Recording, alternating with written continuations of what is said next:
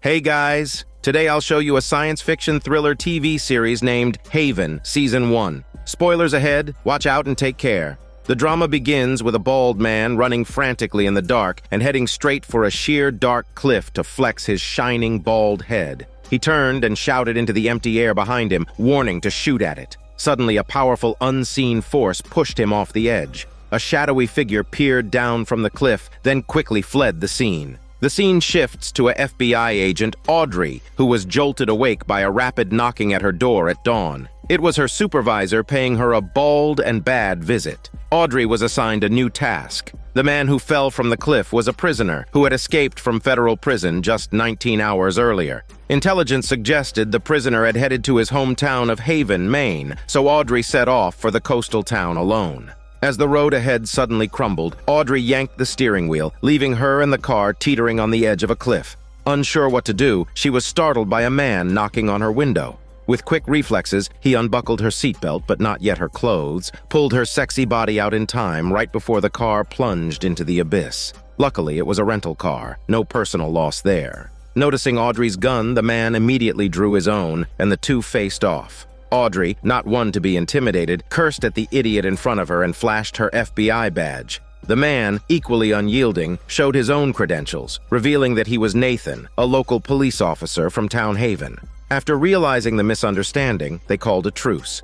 Nathan explained that the town's unique geography made road collapses a common occurrence. Hearing Audrey was on official business, Nathan offered her a ride. However, as she shut the car door, she accidentally slammed it on Nathan's nose-picking fingers. But he didn't flinch. It turns out he had been born without pain nerves.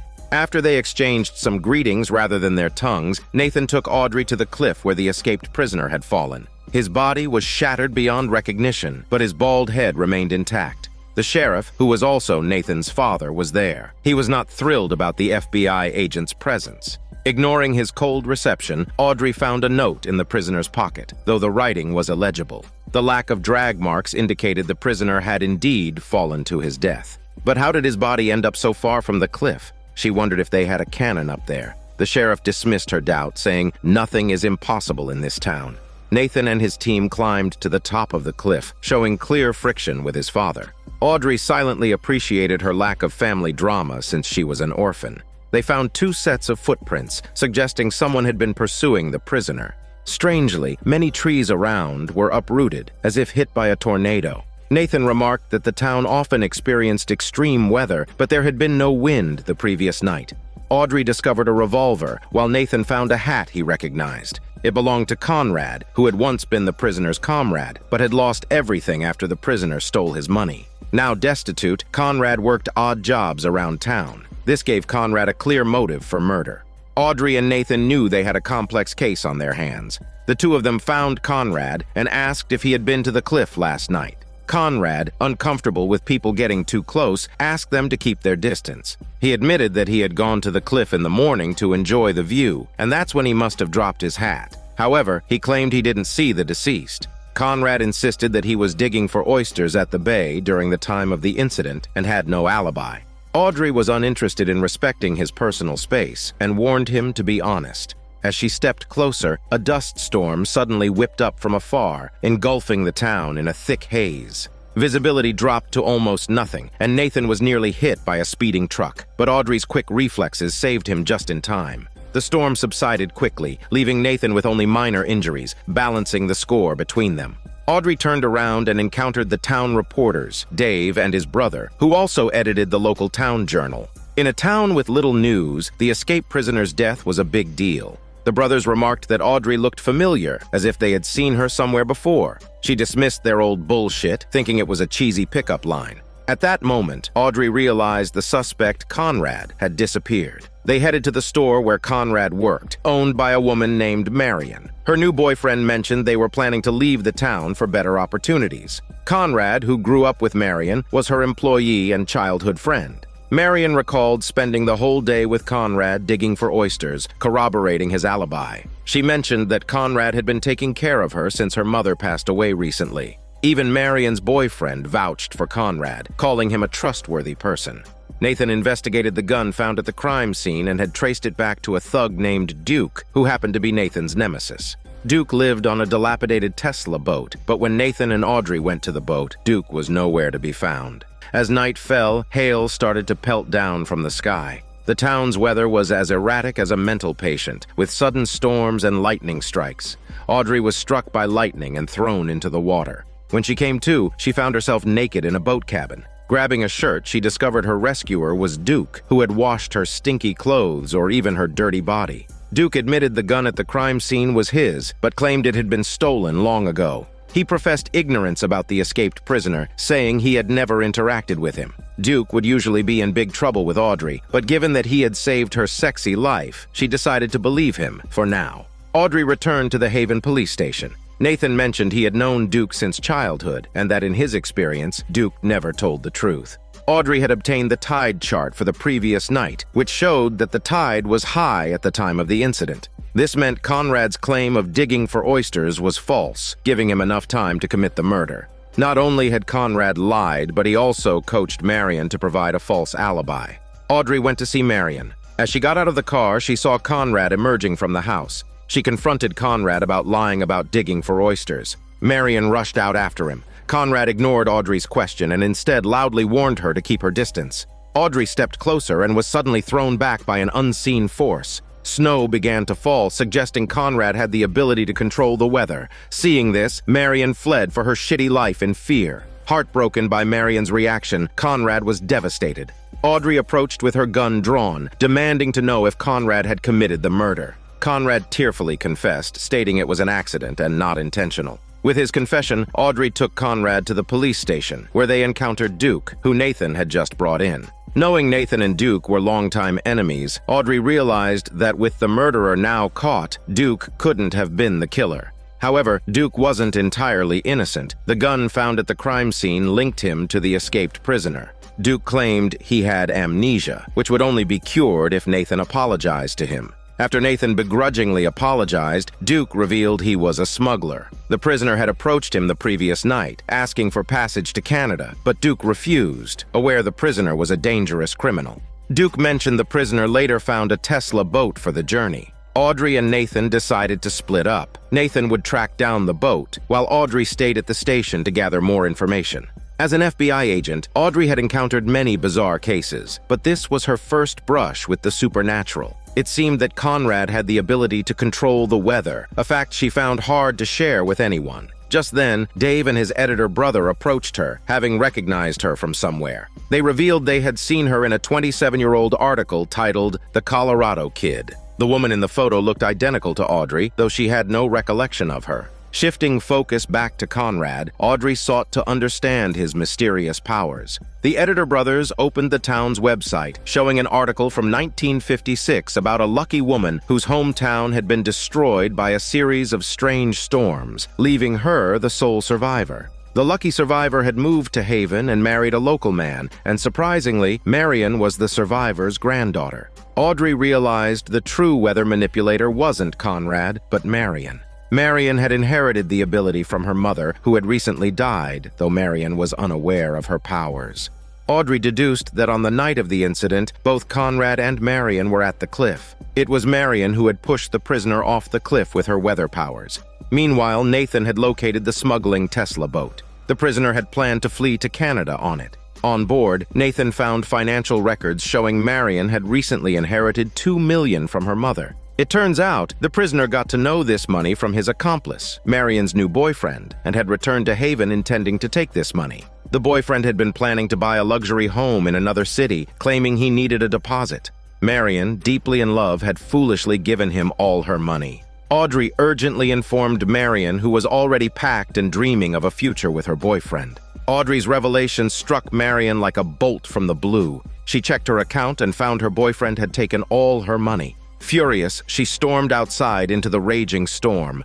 Unaware of her abilities, Marion's anger was causing the storm to intensify, threatening innocent lives. The man, ready to flee, tried to lie his way out, claiming he was on a short business trip. The previous night, he had planned to meet Marion at the cliff, but had instead instructed the prisoner to kill her. Marion, in her fear, had summoned a tornado that accidentally pushed the prisoner off the cliff, ending his bald life. As Marion grew more agitated, lightning flashed and thunder roared. This time, she wouldn't be fooled by her boyfriend's lies. Audrey and Nathan also arrived at the scene. Taking advantage of Marion's distraction, the despicable man tried to draw his gun and kill everyone. Nathan was hit, but luckily he had no sense of pain thanks to his bulletproof muscles. With a flying tackle, he subdued the deranged conman. Audrey kept trying to convince Marion that all the extreme weather was caused by her, and that she had already killed one person. She must not make another mistake. Under Audrey's calming influence, Marion finally settled down. Marion was always drawn to new experiences, often neglecting Conrad, who silently protected her. It's revealed that on the night of the incident, Conrad went to the cliff intending to protect Marion. Every time she lost her temper, Conrad was there, leading Marion to mistakenly believe all the extreme weather was caused by him. Marion wasn't happy. She was suspicious and emotionally unstable. It was time for Conrad to express his feelings. Instead of letting her go to jail, he wanted to help her find true happiness. From then on, the town experienced fewer extreme weather events and gained a loving couple. With the case closed, Nathan still didn't believe Marion had supernatural powers. This trip had been highly beneficial for Audrey. She was curious about the woman in the 27-year-old article who looked exactly like her. Thus, Audrey requested a long leave from her supervisor to stay in Town Haven and investigate her mysterious origins. The supervisor granted her request and made a mysterious phone call, saying that Audrey staying might help solve a problem. It turned out Audrey's journey had been part of his deliberate plan. The secrets surrounding Audrey's origin and the entire town were about to unfold. The scene shifts to a massive iron ball rolling down the road through the bushes, seemingly alive, knowing when to turn and even avoiding pedestrians and vehicles. It finally headed straight for the town's only bar. Nathan and Audrey rushed to the bar after receiving the news, only to find the bar was already a wreck. As the town's native, Nathan immediately recognized the iron ball as part of the sculpture from the hilltop. Audrey asked the bar owner if he had upset anyone recently. After thinking for a moment, the owner recalled a heated argument with the town's priest the previous night. It turned out the priest's daughter, Hannah, had been secretly working at the bar, and the priest had stormed in, yelling at the bar owner and forcibly taking his daughter home. Coincidentally, the priest lived in the hilltop church, where the iron ball sculpture was located. Now, with the iron ball gone, only an empty frame remained. The priest was baptizing a newborn child when they arrived. Despite his foul temper and eccentric personality, the priest was known for his good heart and was highly respected in the community.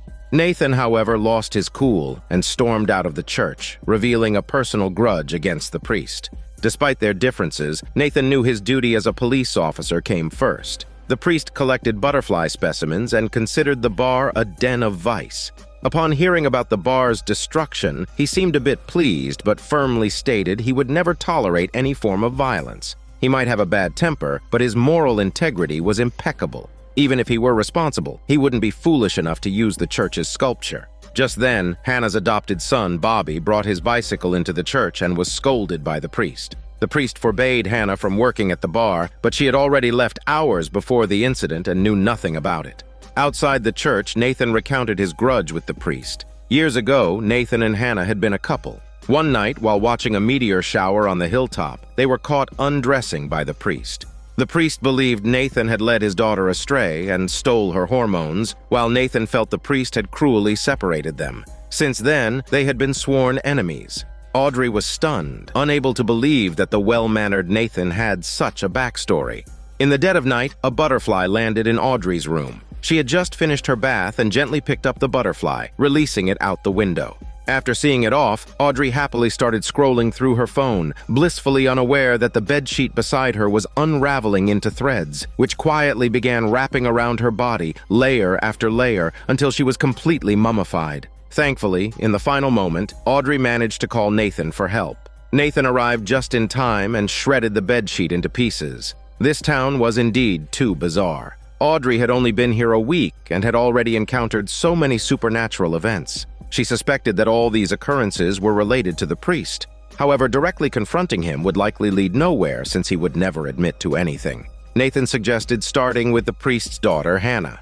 Hannah was distributing food to the poor with her adopted son. The priest was absent, and the mother and son seemed much more at ease. Hannah confided that although she was Bobby's adoptive mother, it was actually her father who had taken Bobby in a year ago. Bobby's family had been in a car accident the previous year, and he was the sole survivor. Hannah admitted that while the priest was kind-hearted, his temper was terrible. Bobby had to tread carefully every day, lest he be scolded harshly by the priest. Honestly, both mother and son wanted to move away from this place, as far from the priest as possible. When the priest heard that the police had questioned his daughter privately, he flew into another rage, arguing that Audrey shouldn't disturb his daughter during work. At that moment, a butterfly landed on the priest's shoulder, and Audrey felt a sense of foreboding. The last time she saw this butterfly, she had been wrapped up like a mummy. Just then, the priest's necklace suddenly came to life, dragging him forward until it stuck to a car, immobilizing him. At the same time, a car across the street started and headed straight for the priest. In a critical moment, Audrey smashed the priest's necklace, freeing him. All three narrowly escaped. The priest was almost crushed. Nathan was used to the series of supernatural events in the town and believed that Audrey would soon adapt as well. However, the recent incident suggested that the priest was innocent. After all, he wouldn't be crazy enough to kill himself. Audrey thought of Hannah as the mastermind. She worked at the bar and had always wanted to escape her father's wrath. The bar owner recalled that Hannah was in charge of the bar's finances, responsible for bookkeeping, storing money, and paying wages.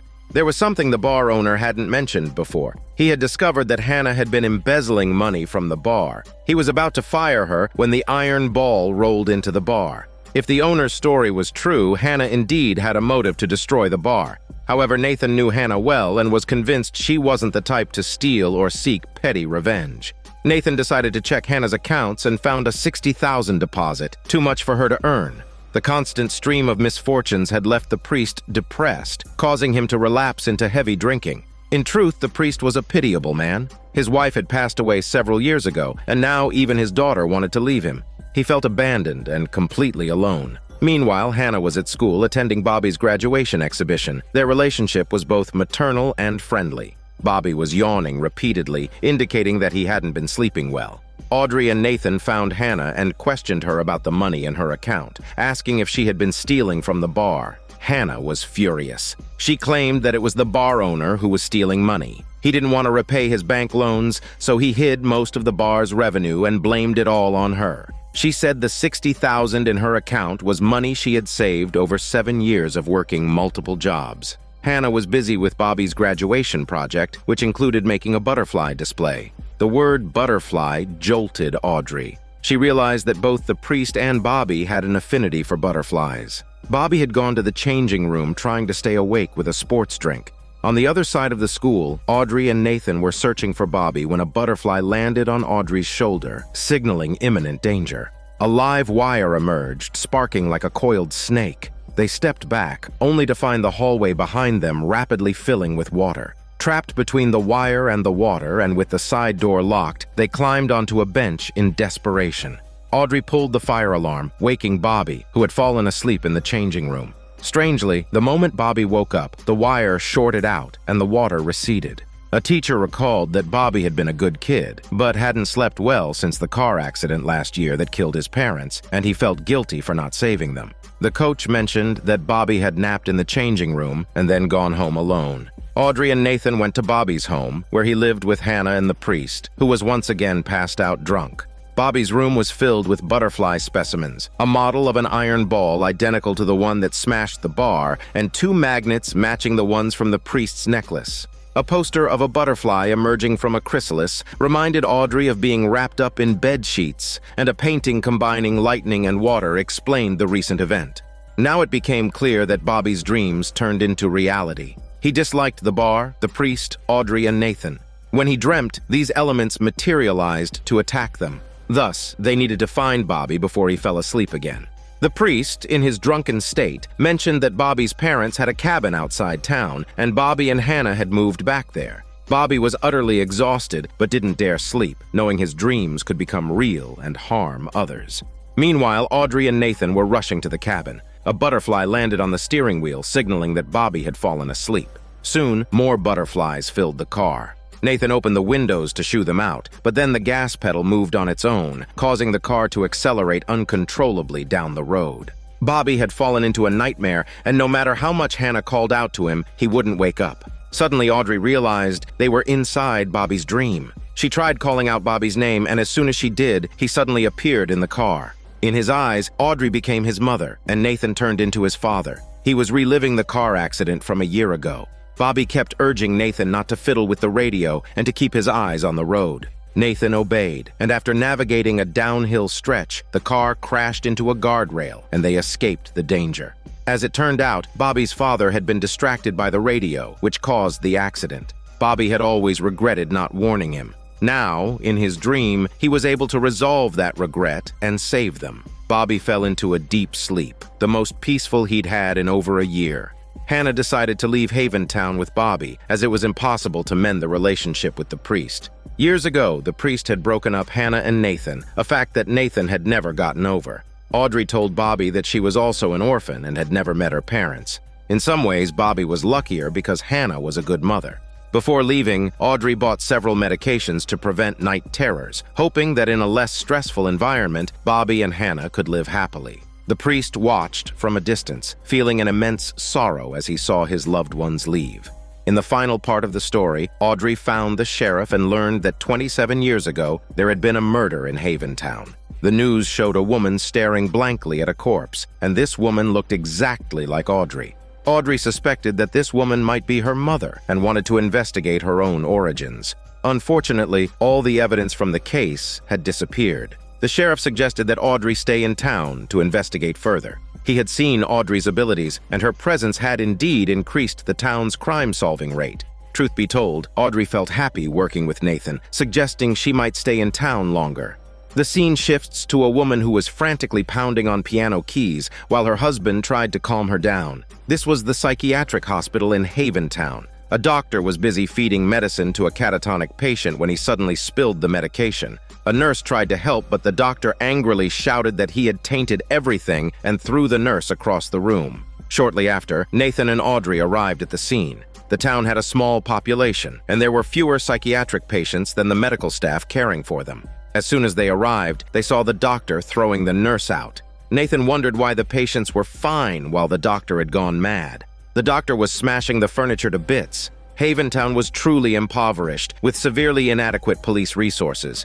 They had no backup, no tasers, and couldn't just shoot the only doctor. Thinking quickly, Audrey threw some ether at the crazed doctor. Soon, the doctor was knocked out by the fumes, and the crisis was averted. After checking, they found that 3 patients were missing. An old caregiver recalled that when the medication was spilled, those 3 patients had been in the same room with the doctor. They soon received a report that one of the escaped patients was happily playing trampoline with some children. He looked so cheerful that he didn't seem like a patient at all. The second missing patient, named Lily, had somehow returned home. Her husband was stunned, not knowing how she had escaped. He was about to call the psychiatric hospital to demand answers, but the Lily in front of him was completely different from the woman who had been obsessively pounding on the piano keys. She was now clear-headed and logical, with no memory of ever being in the hospital. Her husband was overjoyed, as if his beloved wife had suddenly returned to normal overnight.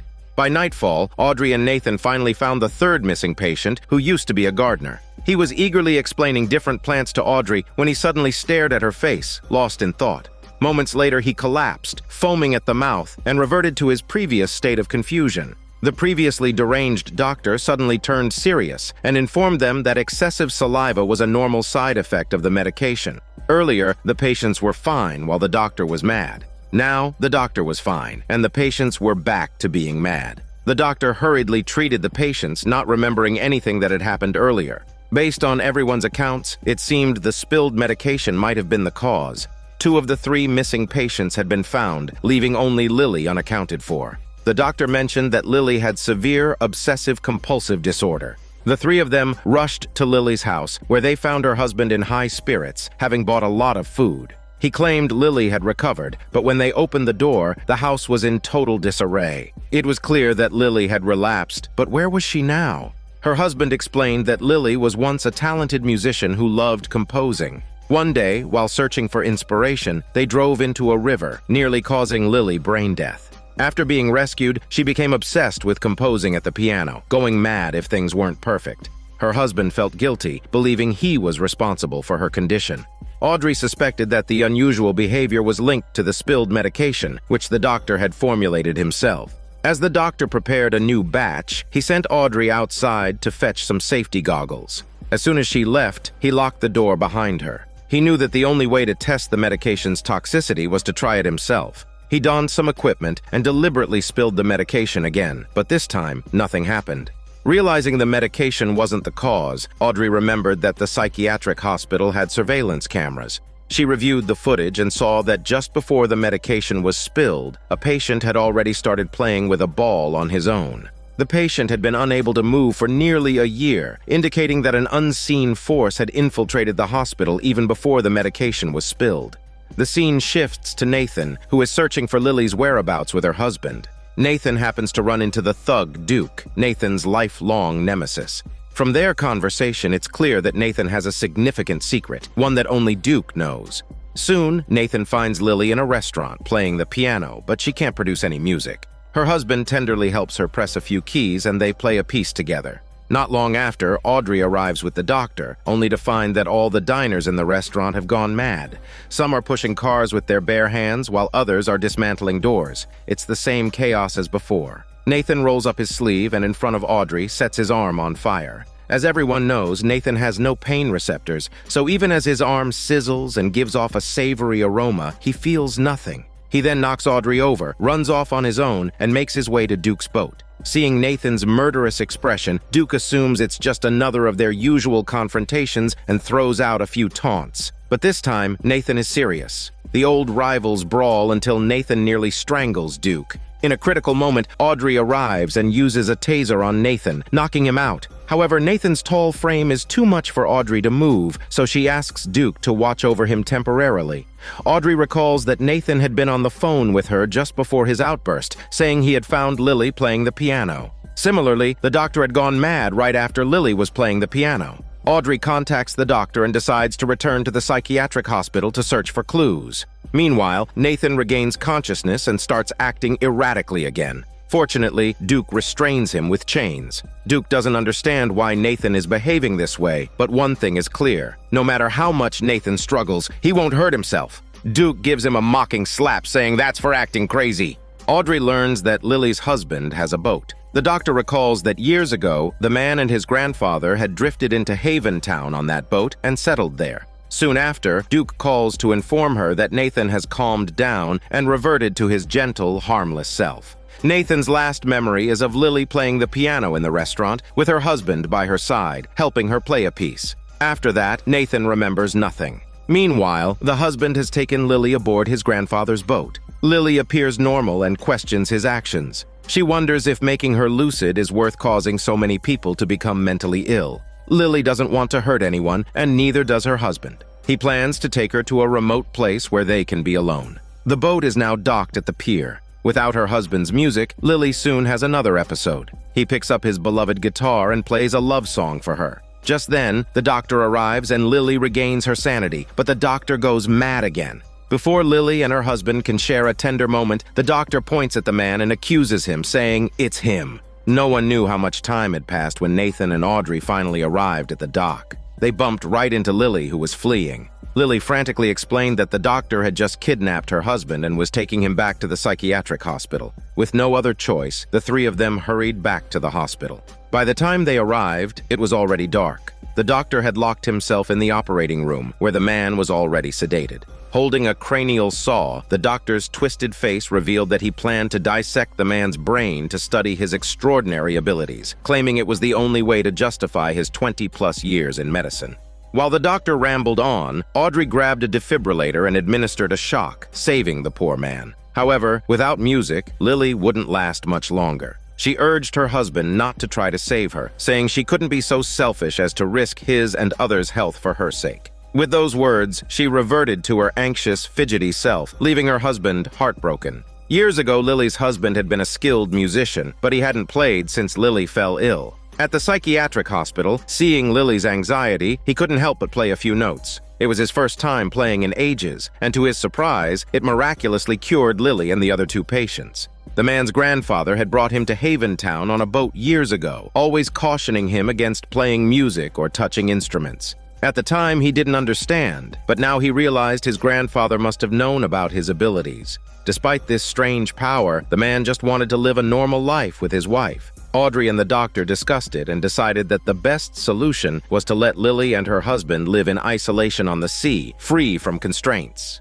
That night, the man played the harmonica again, healing his wife. Under the cover of darkness, the couple, along with the other two patients, escaped the psychiatric hospital. From that moment on, no one would hear the man's music except for the four of them. As they were leaving, the old gardener remembered something and told Audrey that years ago, before he went mad, a woman who looked exactly like Audrey had bought daisies, snapdragons, and orchids from him. Audrey's heart skipped a beat, thinking that woman might be the mother she had been searching for. She urgently asked for the woman's name. After a moment of thought, the gardener said her name was Lucy. Watching the four figures disappear into the distance, Audrey felt a surge of happiness. She finally knew her mother's name. Haven Town was full of strange, paranormal events, but they piqued her interest. The scene then shifts to an early morning when the Dave brothers were fishing by the river. As everyone knows, fishermen can catch just about anything besides fish. With one cast, they hooked onto a small boat. The boat reeked of rotting fish and shrimp. Lifting the tarp, they were shocked to find a corpse. It wasn't long before Audrey and Nathan arrived at the scene. Under the tarp lay the emaciated body of an old man, appearing to be at least 80 or 90 years old. Quite the age to be out fishing. However, the Dave brothers insisted that the body hadn't looked this old when they first found it. It seemed to be in its 60s. No one knew who the deceased was, but one thing was certain: the old man had been murdered. The killer had placed the body in the boat and covered it with the tarp. A shrimp cage on the boat suggested that the man had been dead for at least 3 days, judging by the state of decay in the fish and shrimp.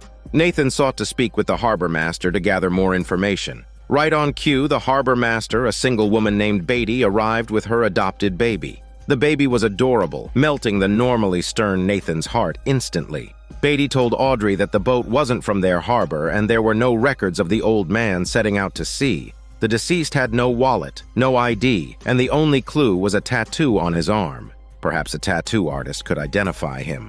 The Dave brothers, who discovered the body, were fond of drawing. They sketched the old man's likeness. That evening, Audrey took the drawing to the local bar, asking patrons if they recognized the man. No one did. The bar was newly opened, owned by none other than Duke. Duke handed Audrey a drink, sympathizing with her dedication to work, even on a Friday night. He proposed a one-on-one dinner date next Friday, where he would cook for her.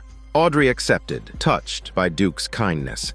As the night wore on, patrons began to loosen up and run their hormones wild. Audrey noticed a couple in the corner, lost in tongue wrestling. The next morning, Nathan and Audrey visited every tattoo parlor in town. One shop owner recognized the design as his own, but insisted he had never inked it on the old man. The tattoo's faded colors suggested it was done decades ago, predating the artist's design. Puzzled, they turned to the town coroner. The coroner confirmed that the man had died of old age. However, based on bone density, the man had been no older than 30 at the time of death. It seemed he had aged rapidly while still alive. Even the coroner couldn't explain it. But in Haven Town, where the supernatural was commonplace, people were used to the bizarre. Just then, an elderly man suddenly stumbled onto a nearby tennis court, struck down by a flying tennis ball. Despite efforts to revive him, he was pronounced dead on the scene. His ID revealed he was Nathan's high school classmate, though he looked at least 50 years older than Nathan. Audrey recalled seeing the man at the bar on Friday night, passionately tongue-massaging a beautiful woman. She wondered how he could age so dramatically and die within days. Audrey headed back to the bar to ask Duke about the mysterious woman. Duke didn't recognize her, suggesting she might have been a passing tourist. He reminded Audrey of their upcoming date, much to Nathan's annoyance. Audrey learned from the barmaid that the woman, named Helena, showed up almost every Friday. With no photo to go on, Audrey turned to the Dave brothers again. The old men loved to draw, and with the witnesses' descriptions, they quickly sketched the mysterious woman's likeness. Audrey took the sketch and visited the harbor master Beatty, but Beatty claimed she had never seen the mysterious Helena. Beatty was busy with her duties and had no time to look after her child, so she had hired a nanny who had already packed their bags for a vacation. Although the child was adopted, Beatty had managed to get maternity leave. As the two women were about to leave, a look of anxiety crossed their faces. It turned out they knew who Helena was, but hadn't told Audrey the truth. Meanwhile, Nathan had been visiting the town's fishing gear shops, as the first victim's boat was loaded with equipment. One shop owner recognized the first victim, who had a close buddy. The officers decided to wait at his old house and eventually found the buddy. It turns out the buddy recognized Helena and mentioned that she had spent the entire night with his victim friend 2 Fridays ago. The day after Helena left, his victim friend rapidly aged and died. Fearing his criminal record, the buddy didn't call the police, but instead placed his friend's body in the boat and covered it with the tarp, letting it drift away. Both victims had been with Helena on the past 2 Fridays, and both encounters occurred at Duke's bar. Coincidentally, it was Friday again, and Helena was expected to show up. So Audrey had to cancel her date with Duke, who had been preparing for it all week, and was left quite disappointed. Duke drowned his sorrows alone at the bar until a woman in a purple dress approached him. Her charm quickly lifted his spirits, and they spent a passionate night together. By morning, she had vanished, leaving Duke bewildered. Duke stumbled into his house, only to find Beatty and the nanny in a hurry, claiming they were looking for someone. Meanwhile, Nathan discovered that a similar case had occurred in Haventown in 1954. A 40-year-old man had disappeared for 3 days and was found dead from rapid aging. The woman who reported it had died of childbirth complications a week later. Audrey received a call from Duke and rushed to his place with Nathan. They found him already showing signs of aging. Duke revealed that the woman he met was Helena, and that Audrey had missed her at the bar because Duke had taken her home. Realizing he was going to die of old age, Duke was devastated. He insisted he wasn't usually a promiscuous man, but felt hypnotized by Helena's allure. He recalled seeing Beatty and her nanny, who said they were searching for someone. The trio went to Beatty's house, where they found only the nanny packing things. Duke was moving slowly, and Nathan, surprisingly, showed concern for his old rival. Audrey's intuition told her that Beatty and the nanny knew more about Helena's whereabouts. In Beatty's house, they found 2 cribs, though Beatty had only 1 child, and several clothes that belonged to Helena. Beatty's graduation certificate revealed she had the same surname as the woman from the 1954 case who had died of childbirth. Under Audrey's questioning, the nanny finally confessed that Beatty was the granddaughter of the woman from the old case, and there was no real Helena. Beatty was Helena. It turns out Beatty's family had a unique mutation that caused her to transform into Helena every Friday, seeking out nasty men to conceive children. Beatty was indeed on maternity leave and currently hiding in the town's lighthouse. The group arrived at the lighthouse exhausted and weary. Duke struggled to keep up, knowing his time was running out. Inside, Beatty was heavily pregnant, about to give birth with 2 newborns beside her. These babies were fathered by the previously 2 deceased victims. In just 3 weeks, Beatty had given birth to 3 children. However, it wasn't Beatty who had drained the life from these men. It was the babies. Beatty was deeply sorry. She never intended to harm anyone. After each transformation, she couldn't control Helena's actions. Labor pains made it impossible for her to speak. Once the baby was born, Duke's life would be at its end. Duke waited outside the tower, resigned to the fate of his handsome life. Nathan didn't want him to die, despite both being enemies. If Duke had to die, Nathan felt it should be by his own hand. Former enemies, they now shared a mutual respect and even joked together. Beatty's contractions grew stronger. She explained that she had only started transforming 3 weeks ago. According to her family history, victims died on the day their child was born. However, the second victim died the day after the child was born. The second baby had complications and was placed in an incubator, returning to Beatty's arms a day later. The moment Beatty held her baby, the man aged and died. This made Audrey realize that keeping the newborn away from Beatty would save Duke. As Beatty groaned in labor, Duke's heartbeat began to slow. Nathan frantically tried to resuscitate him. Finally, the baby was born, but Beatty could never hold this child. Outside, Duke was barely conscious. Audrey tried to show him the baby, but every time the baby came close, Duke writhed in pain. Only when the baby was kept away did Duke's condition improve. They made a difficult decision. The baby would be given up for adoption. A few days later, Duke regained his youth but lost most of his memories. After much thought, Audrey told Duke that he was the baby's father. The child was a sweet little girl who could never meet Duke, as she would drain his life energy. Duke felt a mix of emotions. He wasn't a good father, but he trusted the adoptive parents to care for the child. After the incident, Duke and Nathan, once bitter enemies, finally made peace. The lighthouse stood shrouded in mist. Every Friday, Beatty locked herself inside. At sunset, she transformed into the alluring Helena, watching the tides from the highest point. The scene shifts to a hunter who was about to head home late at night. He saw his rearview mirror was broken and cursed. Suddenly, a ravenous wolf leaped from the back seat, attacking him. Early the next morning, Nathan and Audrey arrived at the scene. The attack had taken place at the Hunters Club, a popular spot for drinking and boasting. The victim hunter's body was gruesomely mauled, clearly attacked by a wild animal. Nathan pondered if it was a werewolf attack since last night was a full moon. The sheriff dismissed the werewolf theory and insisted on organizing a wolf hunt to kill every wolf in the area. Curiously, mysterious symbols had appeared on the club's signpost. Residents recalled the victim had a heated argument with Landon, who owned the laundromat and was also a hunter. Landon often practiced throwing knives outside his house. Audrey, unimpressed with their skills, demonstrated her marksmanship by hitting every target. Landon had been with the victim the previous night, along with another hunter named Brad. The three had a heated argument, and Brad had fired shots at them in a fit of rage, though no one was hit.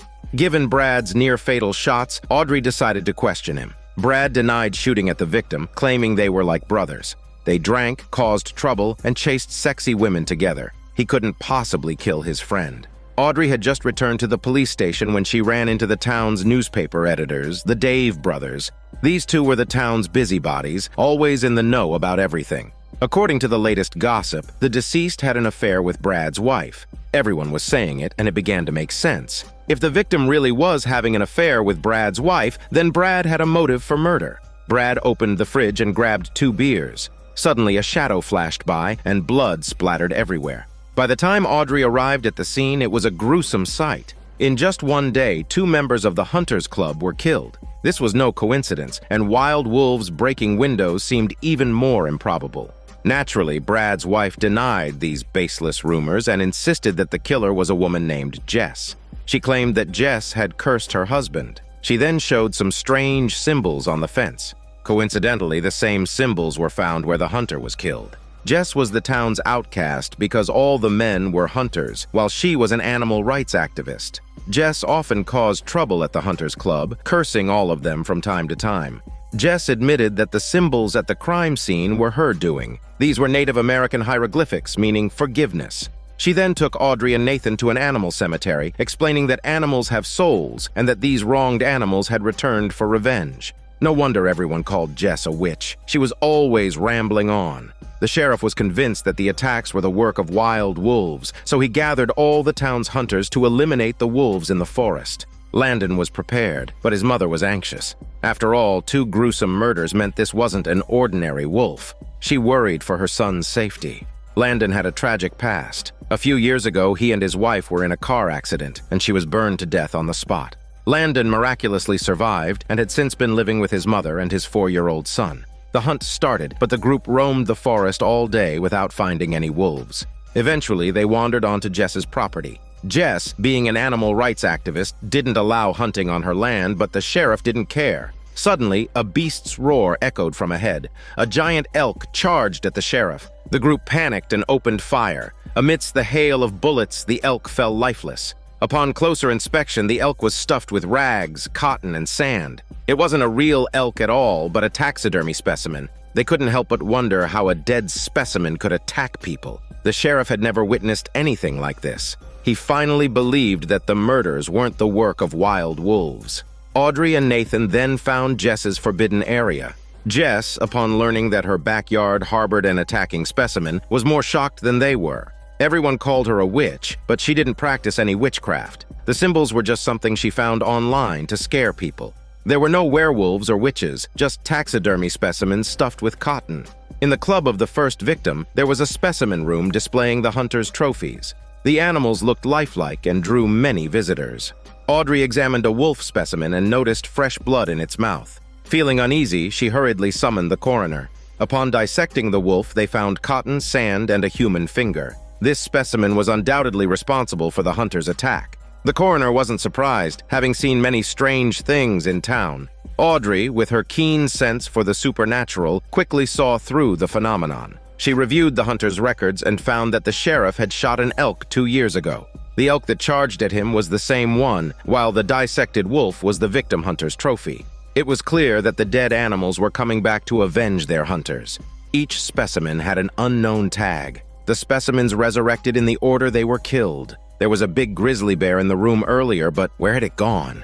Audrey quickly checked the records and discovered that the bear was the trophy of the two chatterbox old men, the Dave brothers. At this moment, the two brothers were leisurely sunbathing at their doorstep, completely unaware that danger was approaching. Suddenly, a brown bear appeared.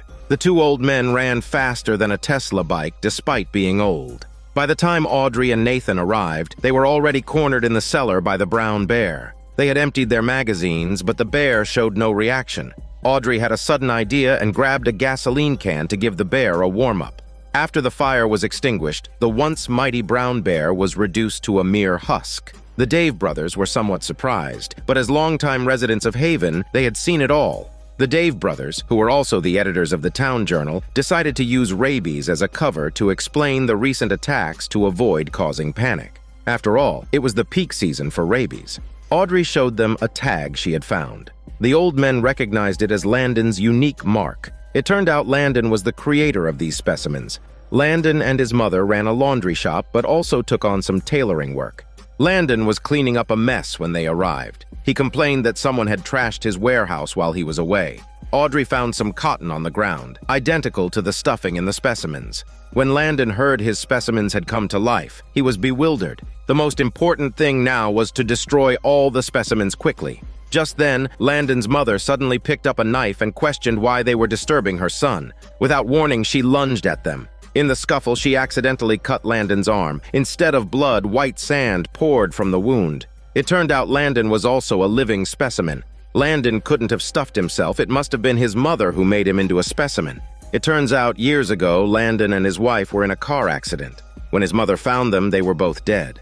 His wife was burned beyond recognition, and Landon had died from impact injuries, but his body was intact.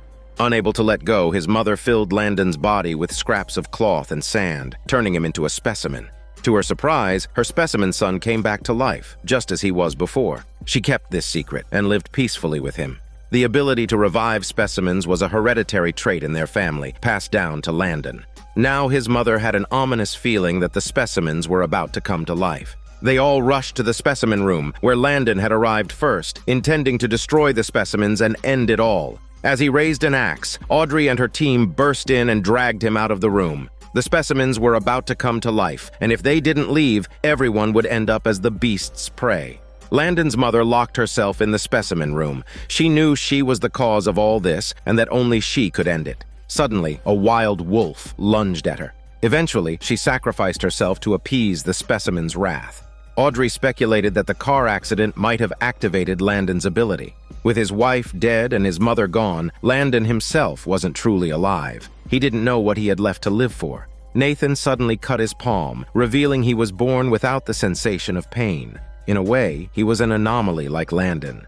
At least Landon had a 4-year-old son. For his child's sake, he had to keep going. The next morning, Nathan found Jess. Like Jess, Nathan was considered a freak by his classmates due to his uniqueness. Only Jess had loved him for who he was. Nathan finally summoned the courage to accept Jess's love. In the end, Audrey called the coroner. Audrey had noticed the specimen's mouth was full of cotton and fabric at the crime scene. The subsequent autopsy revealed that under the mother's skin was filled with sand and other materials. This meant that she was also a specimen. Her grandfather had filled her after she died young, and she, in turn, had filled her son after the car accident. This peculiar method, like a curse, had been passed down through the generations. Perhaps one day Landon might even fill his 4-year-old son, but this secret was known only to the two of them. From now on, Audrey was no longer an outsider, but a part of the town. She would help protect the town's secrets alongside everyone else. The scene shifts to a man suddenly twisting like a paper doll, his limbs contorted and folded together before he lost consciousness. Audrey and Nathan arrived at the scene after receiving the report. Thankfully, the man was still alive, and there was still time to save him. However, all the bones in his limbs were cleanly broken, and his body was covered in bruises. Strangely, his skin was smeared with a dark substance. The incident took place on a private boat. The caller was the captain, who mentioned that the boat was hosting some wealthy financiers on vacation. Everyone was drinking, fishing, and discussing business when, out of nowhere, the victim's body started folding up in a bizarre manner, terrifying everyone on board. There had been no prior warning signs.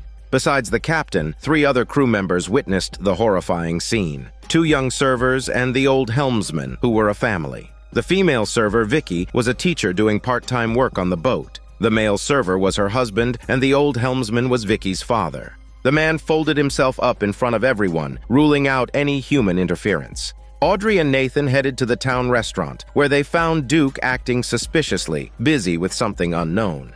Duke was pleased to see Audrey, but immediately scowled upon seeing Nathan, his nemesis. Nathan had to stand at a distance, watching Duke and Audrey banter. Just then, Nathan received news of another bizarre incident at a real estate company. The victim, a real estate agent, had been sliced into neat, even pieces like a loaf of bread.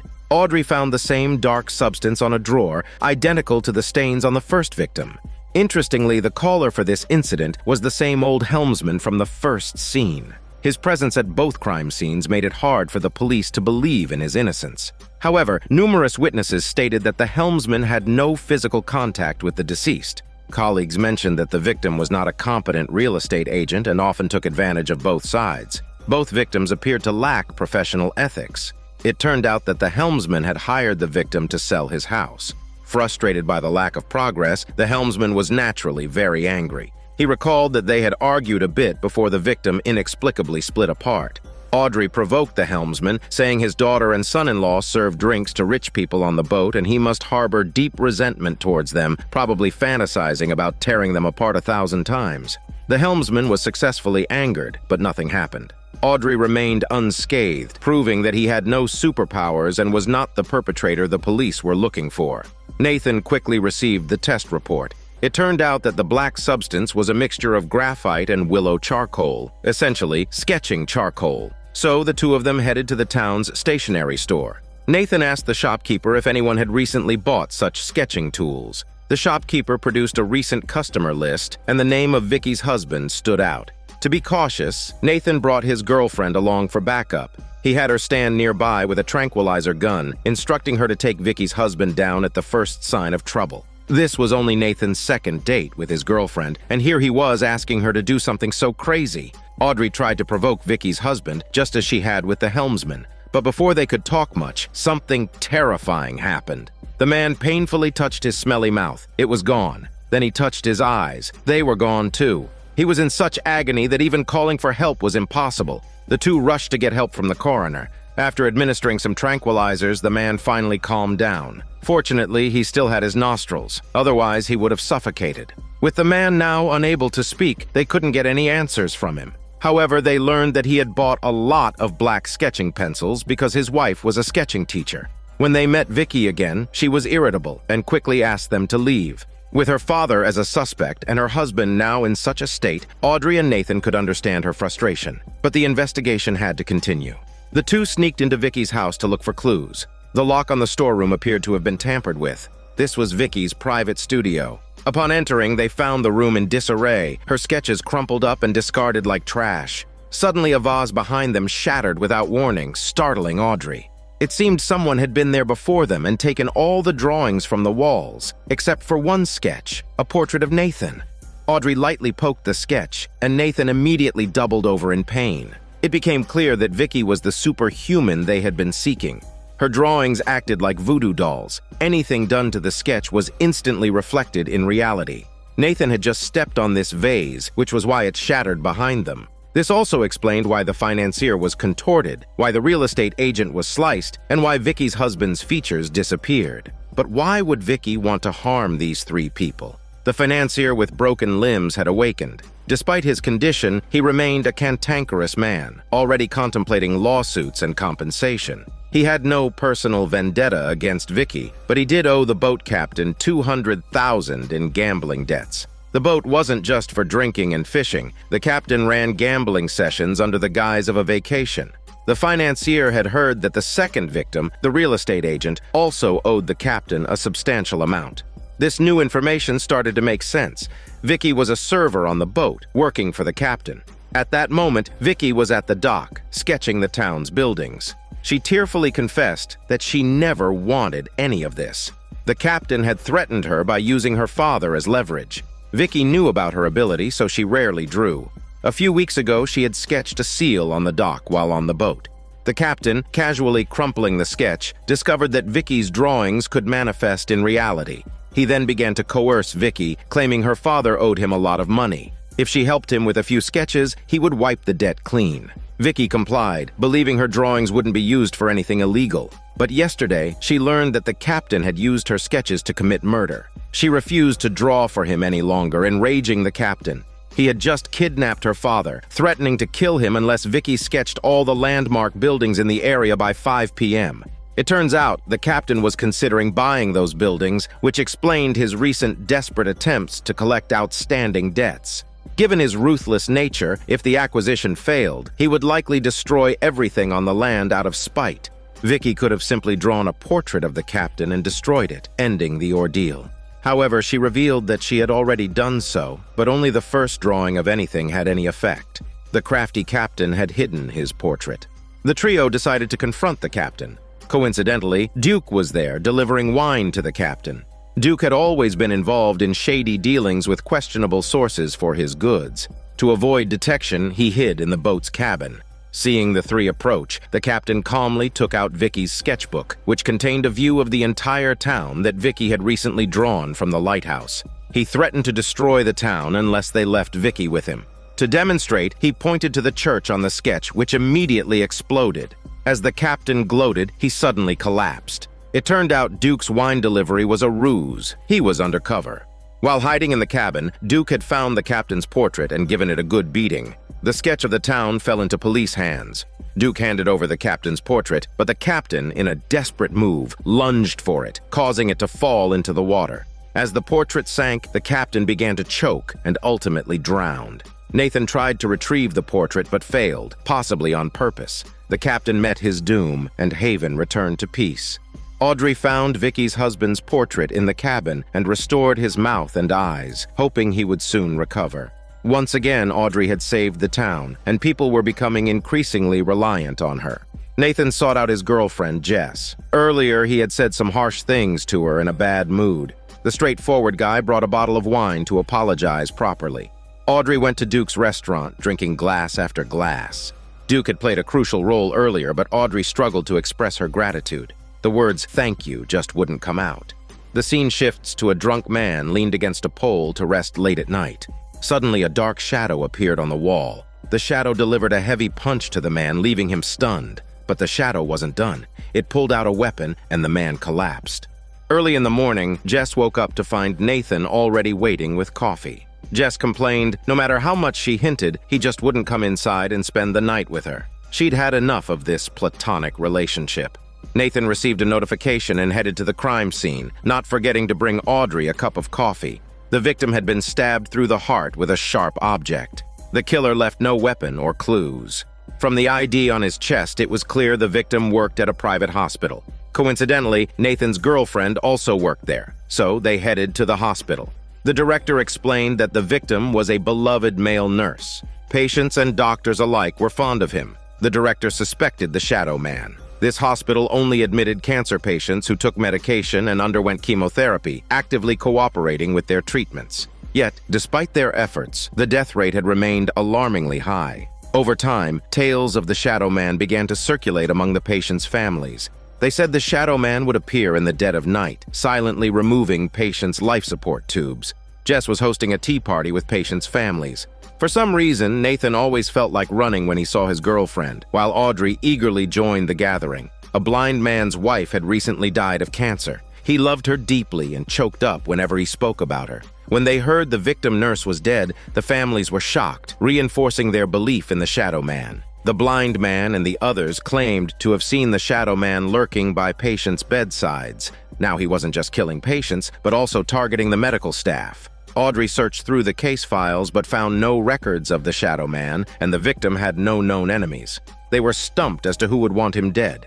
The scene shifted to the hospital director, who was flipping through a magazine, planning a long trip with her husband. Unbeknownst to her, a shadow crept up behind her. The shadow raised a sharp weapon and stabbed her through the heart. Blood gushed out, and she died without even a struggle. Nathan and Audrey arrived at the scene. The weapon had first pierced the sofa before going through the director's back. Such force was beyond that of an ordinary person, making Audrey start to believe in the Shadow Man. Audrey then questioned the patients' families. Their descriptions of the Shadow Man varied widely. The only consistent detail was that he was very dark. But that was obvious, wasn't it? After a round of questioning, they had no useful leads. Whenever Audrey hit a dead end, she went to the Dave brothers at the local journal. These two old men were the town's biggest gossips. Audrey searched the news archives and the town's history, but there was no mention of a dark shadow. However, the hospital where the two victims worked was unusual. In the past 3 months, 27 patients had died. Given the town's small population, such a death toll was staggering. But since the deceased were all terminal cancer patients, the local police hadn't intervened. To confirm if the Shadow Man was involved, they decided to apply for an exhumation and autopsy. Jess had invited Nathan to dinner that night, but he preferred working late over going on a date. Audrey was puzzled and jokingly asked if he was impotent. She was half right.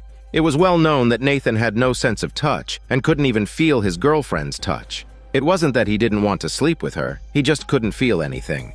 Audrey encouraged him, saying he wouldn't know unless he tried. So she sent Nathan off to his date, while she took on all the work alone. As night fell, the deceased patients' families came storming in, demanding answers. Audrey had just submitted a request for an exhumation, and no one was happy about it. The families felt their loved ones couldn't rest in peace. Audrey explained that she just wanted to find out if the patients were really killed by the Shadow Man. Her explanation barely managed to convince them. Soon after, the Dave brothers approached Audrey, wanting to take some photos and write a column about her. They didn't notice the shadow sneaking into the station. It wasn't until they raised their cameras that Audrey saw the shadow moving on the wall. She realized this was the Shadow Man the families had described. The brothers froze in fear, instinctively pressing the flash. The shadow kept dodging the light. The Shadow Man raised his weapon and charged at them. Thinking quickly, Audrey turned off all the lights. Without light, the shadow couldn't move. They hid in a dark corner, thinking they were safe, but the hallway lights were still on. The shadow grew closer, and Audrey thought they were done for.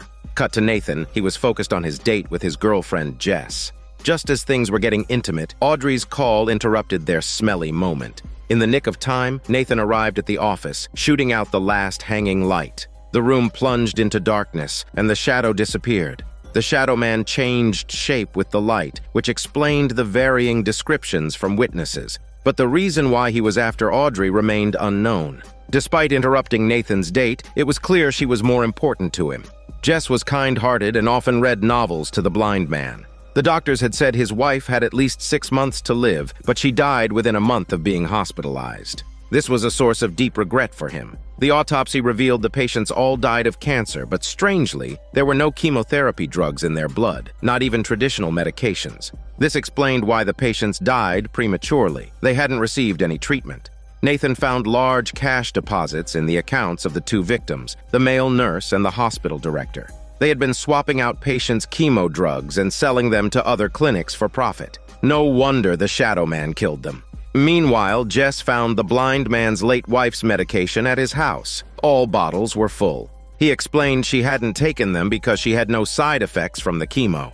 Jess realized chemotherapy inevitably has side effects, and these patients didn't take the meds because they never had chemo. She called Nathan, revealing the dead nurse and director's scheme. The fake meds were the evidence. But then, the Shadow Man appeared at Jess's house to flex his dark figure. Her sharp chicken scream pierced the air, and by the time Nathan and Audrey arrived, Jess had fainted but was otherwise unharmed. It turns out the Shadow Man targeted Jess because she had taken the blind man's meds, suggesting that he was in league with the Shadow Man. They rushed to the blind man's house. He was discussing something with a friend. Though he stood in the light, he cast no shadow. Audrey whispered that confronting him in the light was unwise if his shadow was the killer. They lured him into a dark room, turning off all the lights. The blind man didn't know the hospital had killed his wife. Audrey revealed the truth and tricked him, saying all suspects were caught and held at the station. Furious, the man declared he would make them pay. In the dead of night, Audrey returned to the interrogation room, meticulously prepared. Nathan stayed with the blind man to explain everything. It turned out the blind man had no idea his shadow was going out and killing people. When he heard that the shadow had attacked Audrey, he thought back to when she mentioned exhuming his wife's body. At that moment, he had been filled with rage. Now it became clear that the shadow only separated from him when he was angry or sad. The shadow was a manifestation of his negative emotions. When his wife died, his world collapsed. He tried to distance himself from his anger and sadness, and over time, his shadow developed its own consciousness. Whenever he was deeply angry or sorrowful, the shadow would leave him and kill those he deemed deserving of their fate. But Jess was innocent. She almost died just because she took his wife's medication. The blind man felt guilty. He couldn't control his shadow. Meanwhile, the shadow man arrived at the police station, but Audrey was ready. She turned on the flashlights and the shadow writhed in pain, trying to dodge the light until it finally disappeared, sneaking back to the blind man. Nathan turned off the lights to ensure the shadow wouldn't return.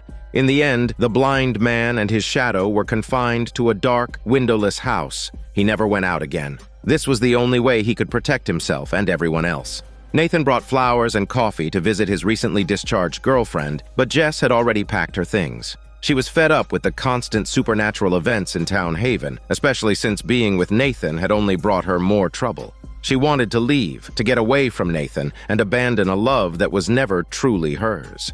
Poor Nathan was single again. Love had left as quickly as a tornado, but it was okay. He still had Audrey. She was always his best friend. She planted a gentle kiss on his cheek, and Nathan's heart raced. His hands trembled. He struggled to control his hormone urges, afraid to reveal his feelings.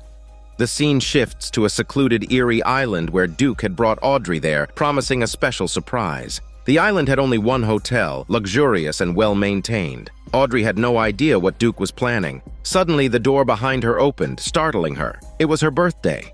Duke, along with some Town Haven residents, had come to the island to throw her an unforgettable party. Audrey was nearly moved to her crocodile tears. As an orphan, she had never had anyone celebrate her birthday. The island's owner, a reclusive old millionaire, was thrilled to see Audrey since she bore a striking resemblance to a woman named Lucy from his past. Suddenly, a lightning strike cut off the island's power. The old millionaire excused himself to check the generator, but as he returned to his room, a sinister transformation took place. His face began to contort and change shape. Outside, the storm raged, heralding a deadly crisis.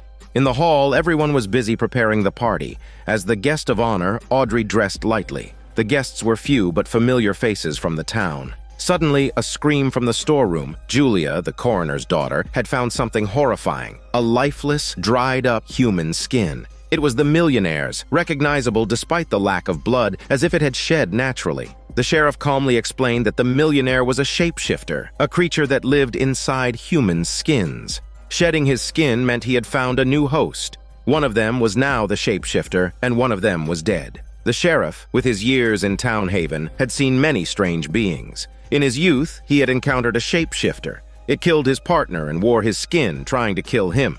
The sheriff had no choice but to shoot his partner. Before that, the shapeshifter had already killed and replicated 6 people. The sheriff suggested everyone stay together and watch each other, as the shapeshifter wouldn't stop killing. Panic spread quickly, and accusations flew. The shapeshifter had been living peacefully on the island. If it weren't for their sudden whim to throw a birthday party, it wouldn't have found the opportunity to inhabit someone's body. Now the storm had knocked out the communication systems, and even making a phone call was impossible. They were completely cut off. Duke suggested finding a boat to leave the island, but the sheriff rejected this idea. Until the shapeshifter was confirmed dead, no one could leave. To show good faith, Audrey was the first to hand over her weapon. They dismantled both guns into pieces, each person keeping a part. The Dave brothers suspected the sheriff, thinking the shapeshifter would choose someone in power. But then they reconsidered. The shapeshifter had just left an old, decaying body. It would likely choose someone younger, like Nathan. Julia quietly took a table knife. In this situation, no one could be trusted, not even her coroner mother. Only Audrey and Nathan had complete trust in each other. In the storeroom, Audrey and Nathan found a dinghy. As they discussed their escape plan, the sheriff shot and damaged the dinghy. He was determined not to let the shapeshifter reach the mainland. Now, no one could leave. The shapeshifter would kill its target before impersonating them. Finding the body would reveal the imposter. During the search, Julia's emotions broke down several times. She blamed her mother for calling her back, trapping her on the island with a monster. Julia had always had a strained relationship with her coroner mother. As she talked about their past, she opened a drawer filled with newspapers from Town Haven, all featuring articles about Audrey. One newspaper from 27 years ago reported that the old millionaire had contracted bacterial meningitis and was on the brink of death. Miraculously, he recovered 3 days later. It turned out the shapeshifter had taken over his body 27 years ago. Now, with its body weakening, it needed a new host. These articles were written by the editor brothers. Dave's brother mentioned that shapeshifters weren't entirely devoid of humanity. Often they had the same emotions as humans. The shapeshifter had initially told Audrey that she looked exactly like someone named Lucy. Lucy had come to Town Haven 27 years ago. Audrey believed that this mysterious Lucy might be her mother, which was why she stayed in the town. The shapeshifter must have mistaken Audrey for Lucy, explaining its continued interest in her. Just then, the hall erupted in another argument. Duke had discovered the destroyed dinghy and suspected Nathan of sabotaging it to trap everyone on the island, making them easy prey for the shapeshifter. Audrey stepped forward and silenced the crowd. She glanced at the wrapped presents nearby. Audrey then suggested everyone reveal what was in their gift boxes. Anyone who couldn't was the shapeshifter. The coroner presented a pair of earrings. The Dave brothers offered a dress and a book. Nathan claimed his gift was a sweater, but when they opened the box, it was a scarf. Instantly, Nathan became the target of everyone's suspicion. The sheriff knocked Nathan out with a single blow. Even his own son wasn't spared. What a ruthless old man. Nathan explained that his ex-girlfriend had bought the gift for him. She must have seen the beautiful scarf and changed her mind. She had left the town a few days earlier without telling him, leading to the mix-up. Julia still believed Nathan was the shapeshifter, but Audrey untied him. She argued that suspicion only played into the shapeshifter's hands. Suddenly, a thunderclap cut off all the power. Panic ensued as everyone scattered in the dark, giving the shapeshifter the perfect opportunity to pick them off one by one. Duke tried to grab an axe in the dark, but was stopped by Audrey. He swore he was innocent. Audrey, Nathan, and Duke huddled together. The sheriff paired up with the coroner. Julia hid under a bed, clutching the table knife as the terrifying footsteps grew closer.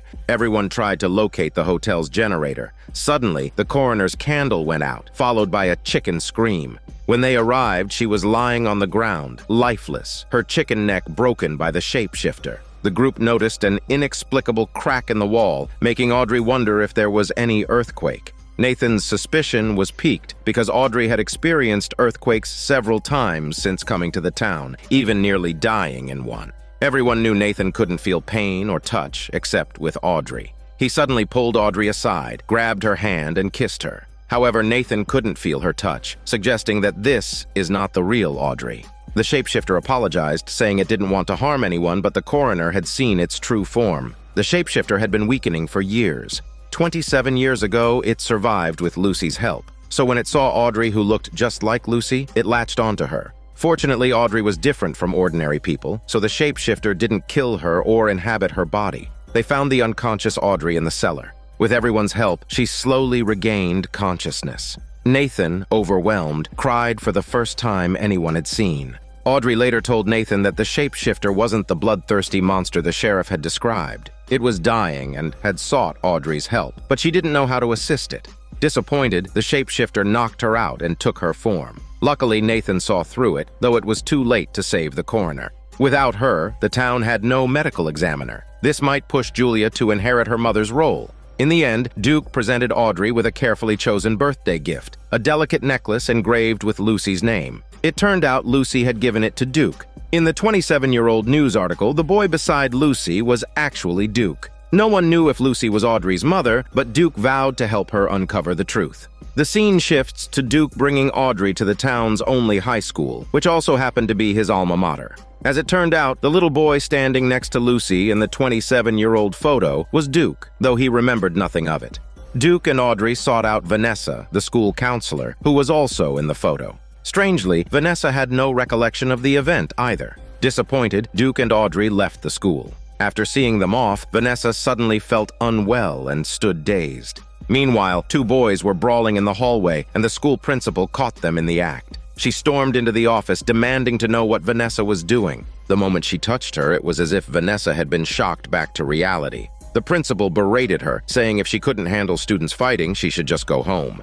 No sooner had the principal left than Vanessa recovered and chased after her to warn her not to get in his car, but it was too late. The car exploded, scattering debris and the principal's remains over 100 meters. Both the scene and the forensic reports indicated it was a standard explosion. Audrey thought it was just an accident, still preoccupied with the photo. Nathan, however, felt something was off. He checked the principal's call records, finding nothing unusual except for a few calls with Vanessa. Meanwhile, Vanessa found herself inexplicably drawn to the town's swimming club. She felt intense pain, just like the principal had before her accident. At that moment, a group of boys in the pool started fighting after an argument. The other students scolded them and left the pool. As the boys celebrated, the pool water began to boil, emitting scalding steam. Vanessa, helpless, watched in horror as the boy was cooked alive. 2 deaths in one day. This was no accident. Nathan questioned the pool staff but was interrupted by Duke, who had come to see Audrey. Duke's constant attention to Nathan's crush made him uneasy. The two exchanged a few words before starting to argue. Audrey and Julia were reviewing old coroner files, finding a reference to pyrokinesis, the ability to start fires with the mind, which aligned with their investigation. A sketch artist, using the pool staff's description, drew a picture of Vanessa. She had been present at both crime scenes, suggesting that it wasn't just a coincidence. Audrey and Nathan drove to Vanessa's house, only to find Duke already there. Duke had noticed something off about Vanessa and had broken into her house. Though he waited, Vanessa never showed up. Instead, he found sticky notes about the 2 crimes plastered on her walls, along with pictures of explosions and shootings. On her desk was a list of names, with the 2 recent victims crossed off. The next name on the list was Matt, the curly-haired boy who had been sitting by the pool. He was both a witness and the next target. The group immediately set out to find Matt. The car had just driven a short distance when they encountered Vanessa at the intersection. Initially, they thought Vanessa was the suspect. Unexpectedly, she said she was there to save Matt, warning that an explosion was imminent. Suddenly, Vanessa was racked with pain. It turns out Matt was at a pool party with his classmates, and Vanessa had a premonition that a gas canister would explode there. At the party, Matt got into another fight with a classmate after chatting up a girl he liked. Audrey and her 2 companions burst into the party. They quickly threw the gas canister used for the barbecue into the pool.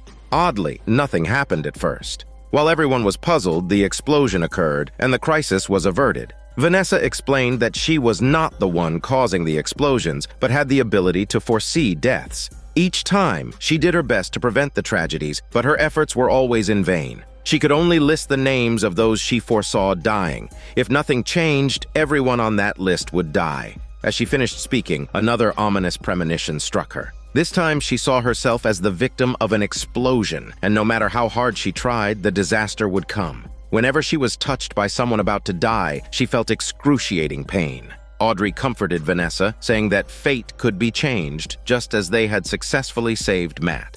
Afterward, Vanessa quietly told Audrey about a 27-year-old news report titled "The Colorado Kid." The photo in the report featured her, a young Duke, and a woman who looked exactly like Audrey. It's Lucy. They were all standing next to a strange corpse. Vanessa had forgotten the events of that day until just now, when fragments of her memory resurfaced. On the day the Colorado Kid died, Vanessa had also foreseen his death. She saw a pale hand reaching out to the Colorado Kid in the darkness. It was a man's arm, with a twisted tattoo of a circle on its inner side. This story left Audrey bewildered, but it was better than remembering nothing at all. Meanwhile, Nathan and Duke were discussing the case. Duke casually remarked that life was unpredictable, like a horror movie from Daniel C.C. Movie Channel. Nathan suddenly realized that these 2 bizarre murders indeed resembled movie plots. Recently, some high school students had set up an outdoor movie screening, and coincidentally, Matt was one of them. What's more, they realized that Matt had been present at all 3 incidents. The 3 then rushed to the beach, where an outdoor movie screening was already underway, showing a war film with blazing explosions. The students were engrossed in the film. Vanessa noted that Matt was a very insecure and withdrawn child, prone to losing control and getting into fights. As they talked, Matt approached 2 girls, trying to flirt, but they rejected him, mocking him. Enraged, Matt was on the verge of losing control.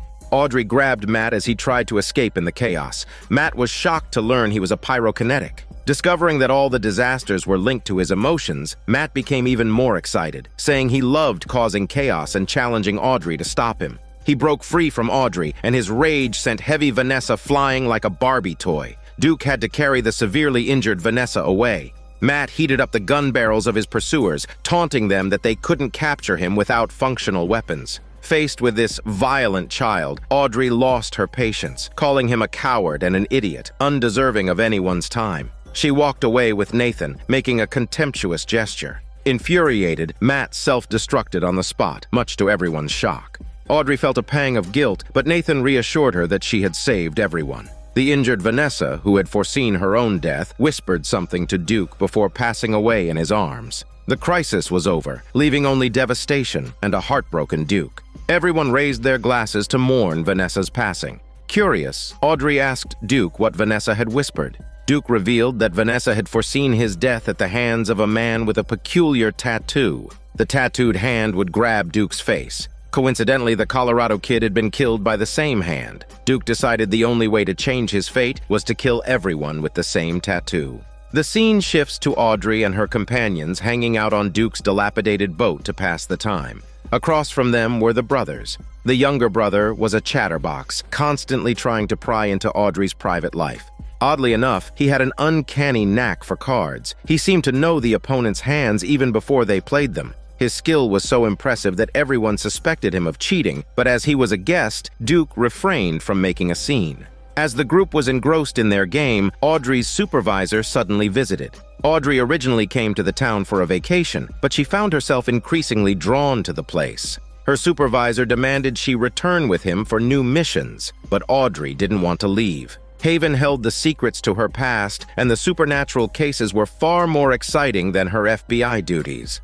Just then, a loud bang echoed through the boat. Someone had maliciously locked the cabin door. Audrey tried calling for help, but her supervisor told her it was futile. There was no signal on the iron boat, and all the windows were sealed shut. Meanwhile, Duke was still engrossed in playing cards with the two brothers. The younger brother was stripping Duke of his winnings hand after hand, causing Duke to grow frustrated. After losing nearly everything, Duke and Julia went to the hold to fetch more money. Duke had already suspected the brothers had ulterior motives. They weren't just interested in winning money. Sure enough, as soon as they left, the cabin door was locked. Just as Duke anticipated, the two brothers were up to no good. They quickly started the boat and headed out to sea. Duke was relieved he had taken Julia with him. Otherwise, she might have fallen victim to the brothers' schemes. As dawn broke, they found themselves drifting further from town. Audrey remained calm, pulling out a wrench and smashing the window. Unfortunately, even with the broken window, they were too far from shore to get a signal on their phones.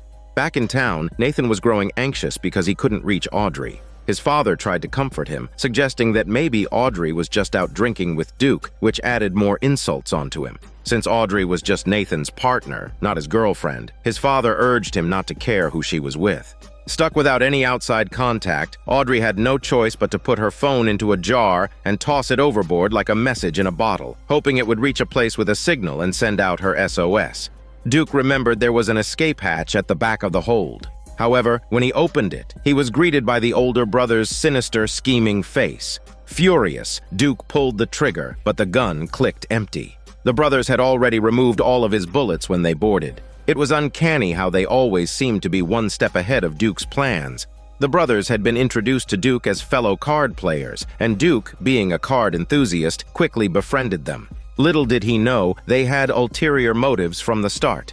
Duke finally admitted to Julia that the brothers were probably after a box he had received a few days ago. He had no idea what was inside, as it was a rule in his line of work not to ask too many questions.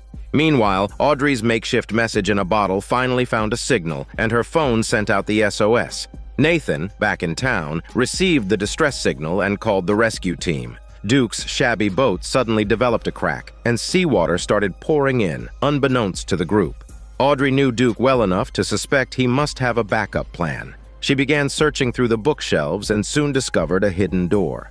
Back in town, Nathan was too restless to stay put. He insisted on taking a small boat out to sea to rescue them himself. But his father had to restrain him, exclaiming he couldn't search the entire Atlantic with a tiny Tesla boat.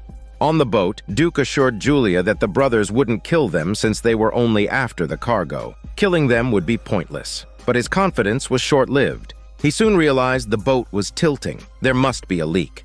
If they didn't fix it quickly, they'd end up like Rose and Jack from Titanic. The brothers were anxious. They searched the entire boat but couldn't find the box. However, the younger brother was more worried about the boat than the cargo. He had noticed the boat was leaking. Realizing the urgency, the brothers decided to act quickly. They confronted Duke, demanding the box's location. Despite the older brother's aggressive questioning, Duke refused to give in. So, the younger brother dragged Duke onto the deck, leaving Julia under close watch in the hold. With a hostage, Duke softened a bit. The younger brother, seemingly confident, tried to jog Duke's memory about the box's whereabouts. Duke, unsure of their game, started to think wildly. The younger brother revealed Duke's thoughts one by one, indicating his mind-reading ability. No wonder he always knew Duke's plans. Finally, the younger brother smiled, having discerned the box's location. He cheerfully pulled up a rope from the side of the boat. The box was hanging in the water. With the box in hand, the brothers prepared to set sail back to the town. The older brother contacted their employer, unaware that Audrey had crawled up through the hidden door. As soon as the older brother left, Audrey used the radio to contact Nathan. She explained everything, including the boat's coordinates. Nathan had already dug up the brother's background. The younger brother had developed bipolar disorder a year ago, claiming to read minds, a claim that led to his forced hospitalization. It turned out he wasn't lying. He really had a psychic ability, but it came with a side effect. Everyone's thoughts lingered in his mind, causing excruciating headaches. The boat's situation worsened as seawater flooded the hold and the vessel tilted more dangerously. Time was running out. Taking advantage of the brother's absence, Audrey snuck onto the deck and untied Duke. When Duke learned about the younger brother's mind-reading ability, he wasn't surprised. After all, this was Haven, where oddities were the norm. The two concocted a devious plan. Duke drew the brothers in, then started mimicking Bruce Lee and Michael Jackson, even offering to strip for them. The brothers, nauseated, were further tormented by the younger brother's headache, amplified by Duke's bizarre thoughts. While they were distracted, Duke kicked one overboard, forcing the other to surrender. It turns out Duke had been thinking about adult films the entire time, following Audrey's covert instructions, which prevented the younger brother from discerning their real plan. Once ashore, the brothers were arrested. Even without Nathan, Audrey managed to save the day. This ordeal brought Duke and Julia closer. Julia had harbored a hormone crush on Duke since childhood. Audrey's bald supervisor was puzzled. He had read her reports about shadow people, exploding men, shapeshifters, and more. Despite wanting Audrey to return, she decided to resign and stay in Haven as a small-town cop, continuing to investigate her origins. This outcome was no surprise to her supervisor, who had expected it. Later, the supervisor secretly met with the town's sheriff. They were old acquaintances. A looming crisis was on the horizon, and only Audrey could unlock the town's secrets. The scene shifts to a rundown fishing Tesla boat that is washed ashore on the beach. An old fisherman passing by couldn't resist his curiosity and approached it. He opened the cabin door, only to find it in complete disrepair. Looking up, he noticed something peculiar entangled in the fishing net. Intrigued, he brushed aside the seaweed and uncovered a decayed skeleton. Beneath the foul-smelling skull hung a cross pendant. Audrey and Nathan arrived at the scene after receiving the news. The deck bore the name Fisherman's Honor. According to records, the Tesla boat had gone missing months ago, along with its 5 crew members. At the time, everyone speculated that Captain James's negligence was to blame, as he was known to be a drunkard and had previously endangered his crew. Based on the cross found on the skeleton, the deceased was identified as the first mate, Andrew. The old fisherman discreetly handed the cross to Andrew's wife, believing it belonged to the family and shouldn't be locked away in a cold evidence room. While Andrew's body had been found, Captain James remained missing. During James's disappearance, his wife, Tracy, had been working multiple jobs to support their son and daughter. Their rebellious teenage daughter, in particular, was a handful. In the midst of their conversation, Tracy's keys suddenly flew under the table. She didn't think much of it, assuming it was just her son playing a prank. At that moment, Andrew's wife barged in, demanding answers. She was convinced that James, drunk, had caused the deaths of her husband and the other crew members. Furious, Tracy insisted that her husband had quit drinking long ago. The argument escalated into a physical fight, and suddenly, a whirlwind arose in the tiny living room, blowing Andrew's wife across the room. This supernatural event left Tracy deeply shaken. Regardless of public opinion, Tracy and her son believed James had nothing to do with the sinking. However, their rebellious daughter blamed her father for the tragedy. Audrey and Nathan also noticed something amiss. The boat, supposedly new, had severely corroded parts. It seemed the cause of the accident might not have been James's alleged incompetence, but faulty components. Tracy mentioned that James had built the boat the previous year, with Duke being responsible for procuring the parts. However, the strange occurrences worried them more. For instance, the family had just witnessed a whirlwind blow Andrew's heavy wife away. Nathan speculated that it might be a ghost, given that Andrew's body had just been recovered. Audrey and Nathan decided to split up. Nathan went to find Duke to investigate the source of the parts, while Audrey returned to speak with Tracy. Tracy was working alone at Duke's small diner. Since the boat's accident, rumors had spread throughout the town, blaming James for the crew's deaths after allegedly drinking. Tracy was overwhelmed by the gossip and trying to care for her children, finding it increasingly difficult to stay in this judgmental town. Meanwhile, while Tracy was away, the daughter invited her boyfriend over. Her well-behaved brother was not happy about this, especially since the boyfriend showed no respect. He tried to kiss the sister, who resisted, leading him to attempt to force himself on her. In her struggle, an unknown force suddenly flung the boyfriend 2 miles away. The son called both his mother and Audrey. Since the daughter had been present during both supernatural incidents, Audrey suspected that the cause might not be Andrew's ghost, but rather that the daughter had some special abilities. Audrey found the runaway daughter in the park. The girl was scared out of her wits. She was rebellious but claimed to have no special powers. She ranted that if she did have such abilities, she would have obliterated her lousy boyfriend. Her frustration grew until she broke down in tears. Ever since the shipwreck, the family had been drowning in gossip, and she had become an outcast among her peers, unable to express her inner turmoil. Later that night, a rock wrapped in newspaper shattered a window of James's house. The newspaper covered the shipwreck news, with a red X over James's photo. The sight sent the son into a frenzy, causing him to shake as if having a seizure. As he recovered, they watched the newspaper crumple in midair, manipulated by some unseen force. Due to the relentless strange occurrences, Tracy decided to sell the house. The potential buyers insisted on seeing James's office, but were stopped by the son. Annoyed, the buyer couple left and the sale fell through. Tracy confided in Audrey that her son's sudden seizure had terrified her. It turned out to be a hereditary condition. James had also suffered from it as a child. A woman named Lucy had helped stabilize James's condition years ago. Tracy now hoped Audrey could help her son too. The son recalled that during his seizures, he felt like his body was moving rapidly in all directions, but he swore he hadn't pushed Andrew's wife or attacked his sister's boyfriend. Suddenly, a book flew off the table, and Audrey had an epiphany. She urged the boy to leave his father's office and then address the empty air, saying she knew he was just trying to protect his family. A cup flew across the room, and Audrey reached into the air, grasping at nothing. It turned out James wasn't dead. He had been in the house all along, causing the supernatural events. James mistook Audrey for Lucy from 27 years ago, and his movements had been accelerated to the point where he was nearly invisible. Just as he began trembling again, Audrey held him down to prevent him from speeding away. Meanwhile, Nathan found Duke and told him that James's boat had washed up on the shore this morning after the hurricane. Preliminary findings suggested that the shipwreck was caused by substandard parts, all of which Duke had been responsible for procuring. Duke, being James's good friend, clearly hadn't intentionally sold him defective parts. He recalled that all the parts had come from the same hardware store, owned by a couple. He never imagined that the couple had sold him inferior goods, indirectly causing James's shipwreck. On the other side, James told Audrey that he hadn't boarded the ship because he had noticed a problem with the parts just before departure. He tried to get on the ship to warn everyone not to set sail, but he had an epileptic seizure at the critical moment. No one saw him or heard his shouts, and he could only watch helplessly as the crew left. What was worse, when he returned home, his wife and children couldn't see him either. Before he could finish, James disappeared again. Audrey informed Tracy that her husband was still alive and had been in the house all along.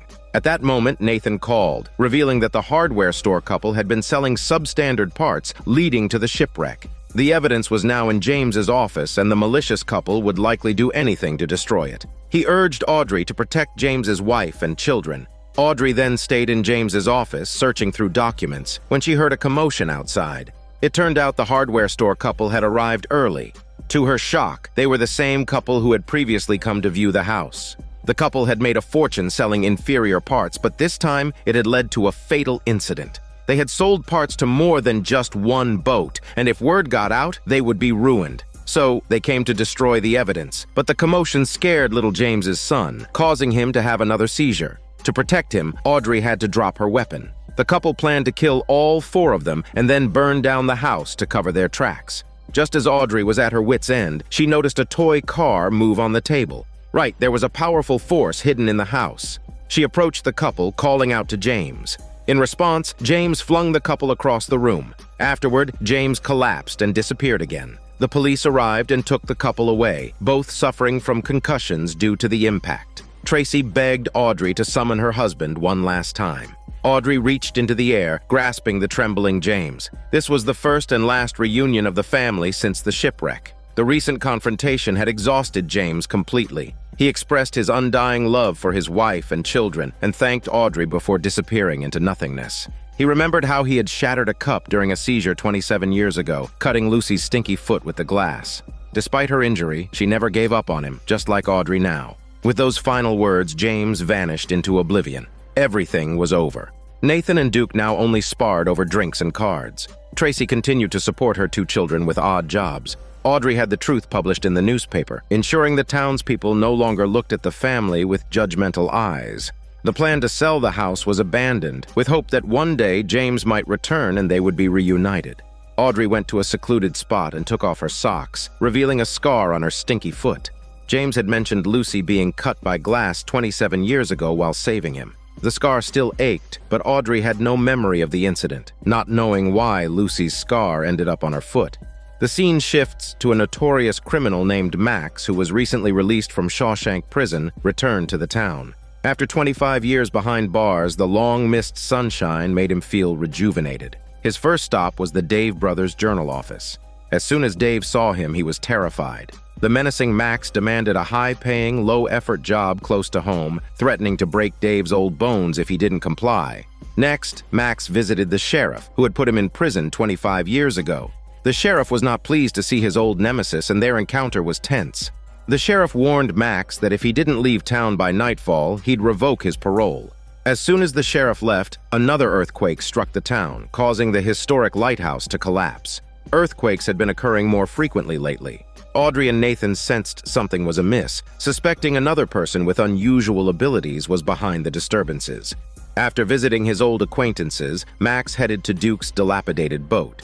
Duke didn't recognize his unwelcome visitor but sensed his hostility. Max, aware of Duke's shady dealings, demanded a job from him. When Duke refused, Max began to strip, ready for a fight. Duke, seeing Max's tattoos, immediately backed down, suggesting they discuss things calmly. Previously, a prophet had foretold that Duke would be killed by someone with the same tattoos. Realizing the prophecy might be true, Duke didn't want to die. Max, satisfied with Duke's compliance, promised to return in a few days. Max's arrival worried the sheriff, who yelled at his son Nathan. The sheriff had never treated Nathan kindly, and Nathan was used to it. After Max left, Duke informed Audrey about the prophecy, and she felt compelled to visit Max. Audrey asked Max about his tattoos, but he was evasive. The tension between them grew, and Max accidentally spilled his coffee. Holding back his anger, he joked that it was lucky the coffee was cold before leaving the cafe. After Max left, the frightened waitress told Audrey the coffee was scalding hot, yet Max claimed it was cold. Audrey realized Max couldn't feel the temperature, not even the burn, which reminded her of Nathan, who also had no sense of touch or pain. To verify her suspicions, Audrey and Duke visited one of Max's old cellmates. The cellmate revealed that Max had no tattoos when they first met and was known for his brutal fighting due to his lack of sensation. Max had once told him he came to the town to find his long-lost family. Unbeknownst to its residents, more cracks appeared around the town. Nathan was investigating their origin when he happened to encounter Max, who claimed to be an old friend of the sheriff, just stopping by to say hello without any ill intentions. However, Nathan felt no goodwill toward him. Everyone knew Max was a notorious criminal. Max gave Nathan a knowing look and asked him if he couldn't feel anything before walking away. Max angrily announced to everyone that he planned to reclaim his stolen family and seek revenge on those who had put him in prison. It was clear that he intended to reunite with his son and kill the sheriff who had taken his son from him. Everyone knew about Nathan's past, everyone except Nathan himself. After some deliberation, Audrey gently broke the news to him. Furious, Nathan stormed into the office to confront his sheriff father, who readily admitted that he wasn't Nathan's biological father. Max was. Nathan wasn't surprised, as he had never felt any fatherly love from the sheriff. It's revealed that after Max was imprisoned, the sheriff had adopted baby Nathan. Although the sheriff did care for his adopted son, he could never bring himself to reveal the truth. Max's return had turned the sheriff's life upside down, disturbing the entire town. Later a day, as Max was out looking for work, a long crack suddenly appeared behind him. Unable to move quickly, he was swallowed by the fissure. Nathan was left conflicted. Should he be sad or relieved that his biological father was dead? Duke was especially relieved. Duke had been living in fear of Max fulfilling the prophecy that he would be killed by someone with the same tattoo. Thus, the earthquake had seemingly resolved his biggest worry. Audrey, however, warned Duke that the prophecy didn't specifically say Max would kill him. It only mentioned someone with the same tattoo. This sent Duke back into a state of anxiety. As if to prove her point, Julia, who had always had a crush on Duke, brought him a photo of a young man with an impressive set of abs. Her grandfather in his youth, sporting the same tattoo. Julia then took Duke to the town cemetery, where her grandfather was buried. His tombstone bore the same emblem that kept Duke awake at night. It wasn't just her grandfather. Every tombstone in the cemetery had the same emblem. Julia didn't know who they were or the origin of the symbol. Max's death didn't resolve the tension between the sheriff and Nathan. The sheriff was in poor spirits. Despite their distant relationship, he had raised Nathan with care. Nathan resented the sheriff for keeping the truth from him and hated the fact that he was the son of a criminal. Yet the sudden death of his biological father seemed too coincidental. Nathan took a photo of Max to the diner. The waitress recalled that the sheriff had met with Max before Audrey did, the time when the lighthouse collapsed. Audrey realized that Max's presence had agitated the sheriff, followed by the lighthouse's collapse. This indicates that the sheriff might be the cause of all these earthquakes. Nathan wanted answers from his father, but found that he had disappeared at this crucial moment. Audrey calmed the furious Nathan. They found the sheriff sitting by the sea, toying with his revolver. He looked utterly exhausted. The sheriff confessed that all the earthquakes were his doing, but he insisted it wasn't intentional. Controlling such a strange power was no easy task. He lamented that people have died because of him. He was tired of living in constant fear and believed that only death could end his torment. The more pessimistic the sheriff became, the more the cracks in the town spread. Nathan was terrified. He feared losing his father. He begged Audrey to help talk some sense into him, but Audrey was at a loss for words. The sheriff, clutching his shoulders in pain, mentioned that he had always been waiting for Audrey's arrival, as only she could protect Town Haven. With those final words, the sheriff took his own life. Nathan watched in horror as his foster father was blown to pieces of shit. Audrey called the Dave brothers to help clean up the scene. They gathered the sheriff's remains into a box. With both his biological and foster fathers dead, Nathan was saddened.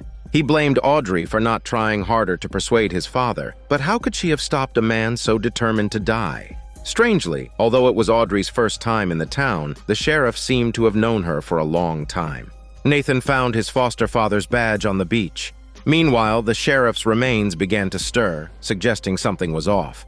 Feeling despondent, Nathan returned to the police station, only to find the town's pastor sitting in his father's chair. The pastor, having learned of the sheriff's death, intended to seize control of the town. A new crisis was brewing, and the town was about to undergo significant changes. The pastor warned Nathan to leave town immediately, or he would face death. Nathan was prepared for the storm ahead. He had to honor his father's last wish and protect Haven. With Audrey by his side, he feared nothing. More importantly, though Nathan couldn't feel anything physically, he could sense Audrey's touch. They were a perfect match. Audrey had been hiding a secret for some time. 27 years ago, Lucy came to town and helped many people with supernatural abilities, protecting the peace of Haven. Because Lucy looked exactly like her, Audrey had always thought Lucy was her mother. She stayed in the town to investigate her origins. But Audrey discovered a scar on her foot identical to Lucy's, making her believe that she was Lucy. But why hadn't she aged in all those years? Just then, a wise voice interrupted her thoughts. A strange woman asked if she was FBI agent Audrey. The woman then pulled out a gun. Audrey and Nathan were bewildered. The woman showed her FBI credentials, declaring that she was the real Audrey instead. The woman before them was the real Audrey. So who was the Audrey they had known all this time? With this revelation, the first season ended on a cliffhanger. This is Daniel CC Movie Channel. Stay safe and enjoy your day.